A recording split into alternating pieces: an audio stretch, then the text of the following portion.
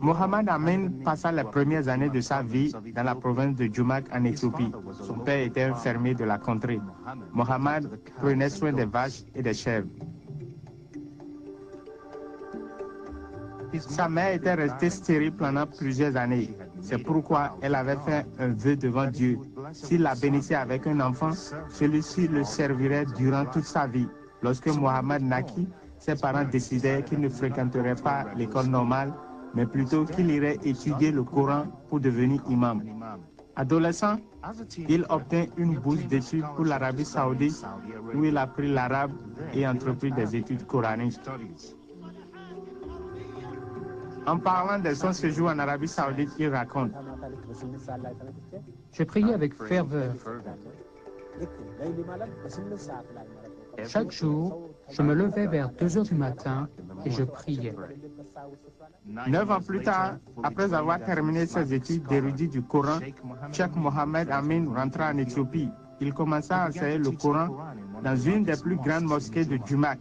Quelques années plus tard, il quitta l'Éthiopie à nouveau pour continuer cette fois-ci ses études au Soudan.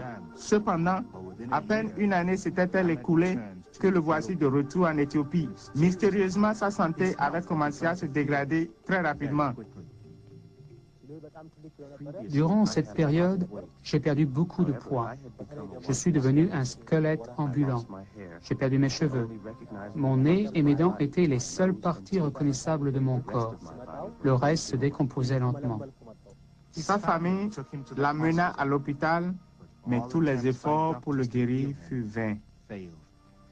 J'avais des furoncles et des plaies douloureuses qui me couvraient de la tête aux pieds. Pendant des années, Mohamed avait gardé un secret. Alors qu'il était respecté en tant qu'homme de religion, en fait, il couchait avec des prostituées. Dans ma vie privée, j'étais l'un des pires pécheurs. Je ne dis pas cela par humilité, mais parce que j'ai honte. Je ne suis pas fier de ce que j'ai fait. J'ai contracté le sida à cause de la promiscuité que je vivais.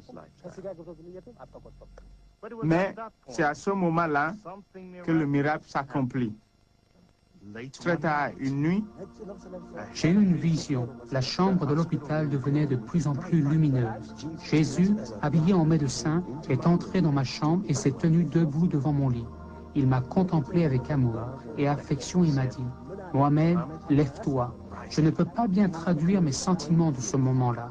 J'étais rempli de joie, de paix et de contentement. C'est à cet instant-là que Mohamed crut en sa guérison. Maintenant, je crois que Jésus est le Fils de Dieu. J'ai décidé de le suivre. Mohamed était allaité depuis 5 mois. Il certifie qu'à peine une semaine après que Jésus lui est apparu, il commença à marcher de nouveau. Mais l'histoire ne s'arrête pas là. Des examens de détection du sida avaient d'abord révélé la maturité de la maladie. Les nouveaux examens montraient que Mohamed, au-delà de la vraisemblance, n'avait plus le sida. Miraculeusement, Cheikh Mohamed Amin avait été guéri du sida. Freo Lama est un évangéliste éthiopien. Il rencontra Cheikh Mohamed Amin peu après sa sortie de l'hôpital. Freo raccompagna Mohamed à la maison, lui offrit un lit et lui lava régulièrement ses plaies et ses blessures. Je sentais que le Seigneur allait faire de lui un instrument privilégié. Ce fut un acte de compassion qui changea complètement la vie de Cheikh Mohamed Amin.